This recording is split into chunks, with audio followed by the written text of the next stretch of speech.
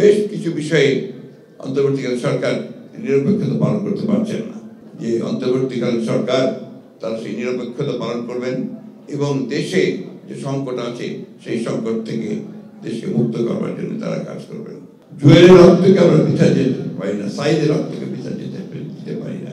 সেই কারণে আমরা বলেছি যে নির্বাচন দ্রুত হওয়া দরকার। নির্বাচন দ্রুত হলে যে দল ক্ষমতায় আসবে তার যে রাজনৈতিক যে কমিটমেন্ট টু পিপুল থাকবে সেই কমিটমেন্টগুলো তারা পালন করার জন্য অবশ্যই দায়বদ্ধ থাকবে। আমরা এই কথা আমি গতকালও বলেছি, আমাকে একজন সাংবাদিক ভাই নিয়ে প্রশ্ন করেছেন যে অন্তর্বর্তীকালীন সরকার যদি নিরপেক্ষ না থাকে তাহলে একটা নিরপেক্ষ সরকার দরকার হবে নির্বাচনের সময়। আমি গতকাল বলেছি কারণ আছে। কারণ আমরা দেখি যে বেশ কিছু বিষয়ে অন্তর্বর্তীকালীন সরকার নিরপেক্ষতা পালন করতে পারছেন না।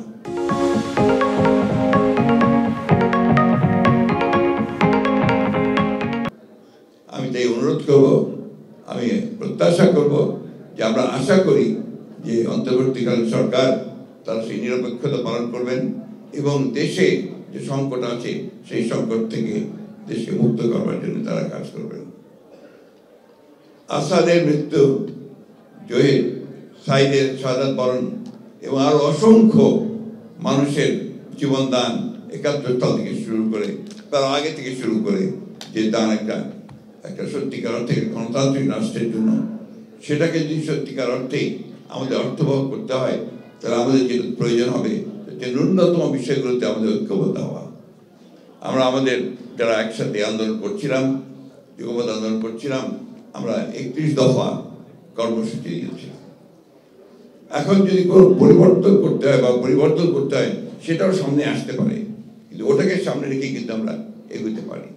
যে আমি মনে করি যে আমাদের এই ন্যূনতম যে সংস্কার রয়েছে নির্বাচন কেন্দ্রিক, সেই সংস্কারগুলো করেই আমাদের দ্রুত নির্বাচনের পথে যাওয়া উচিত এবং নির্বাচনের মধ্য দিয়ে যে সরকার বেরিয়ে আসবে তাদের দায়িত্ব হবে এখানে আপনার পুরোপুরিভাবে সেই সংস্কার যে কমিটমেন্ট আমাদের আছে, ৩১ দফা কমিটমেন্ট, সেই কমিটমেন্টকে বাস্তবায়িত করা ও জনগণের প্রত্যাশাকে পূরণ করা।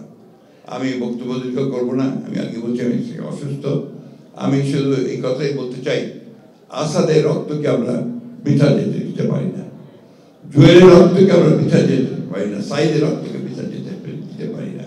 সব মিলিয়ে আজকে যারা আমাদের জন্য, আমাদের ভবিষ্যতের জন্য তারা প্রাণ দিয়েছেন, সেই তারা যে চেয়েছিলেন যে স্বপ্ন তাদের ছিল, সেই স্বপ্নগুলোকে যেন আমরা বাস্তবায়িত করতে পারি, সেই জন্য একটা ঐক্য গড়ে তুলে আমরা যেন সেটা অর্জন করতে পারি, সেই চেষ্টাই আমাদের করতে হবে।